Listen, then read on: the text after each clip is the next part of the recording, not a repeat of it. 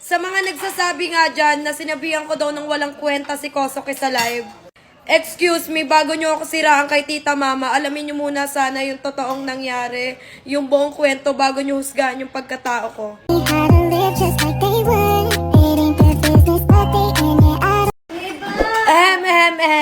Sa mga nagsasabi nga dyan na sinabihan ko daw ng walang kwenta si Kosoke sa live.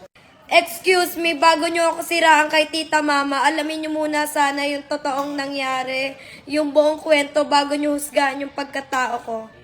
Kasi first of all, hindi ko kaya magbitaw ng salita kay Kosoke na sinabihan ko siya ng wala siyang kwenta. Hoy mga tay, hindi nyo pangalam yung kwento, tas makapagbitaw kayo ng salita, magsusumbong pa kayo kay Tita Mama ng ganyan. Dapat inaalam nyo muna, diba? Gusto nyo bang dukutin ko yung mga bunganga ninyo? Ngayon lang ako nagsalita ha, di ko kayo pinapakailaman ha sa mga sinasabi ninyo. Pero kung dyan sa part na sisiraan nyo na ako kay Tita Mama, no. Hindi nyo pa nga alam yung kwento, magaganyan-ganyan na kayo. Alamin nyo muna kasi, binabasag nyo ko. Tsaka nandun na ako sa point na may pinagsamahan kami. Alam ko naman yun na may pinagsamahan kami, kaya para sa akin hindi ganun kadali yun. Hindi ganun kadali na i-let go ko agad yung isang tao.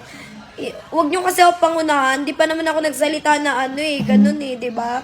Huwag nyo akong papangunahan. Wala pa akong sinasabi na ayoko na sa kanya. Ganun. Huwag yung pangunahan, hintayin nyo yung mangyayari. Kasi ang hirap niyan. Ganyan, kumakalat yung mga isyong ganyan.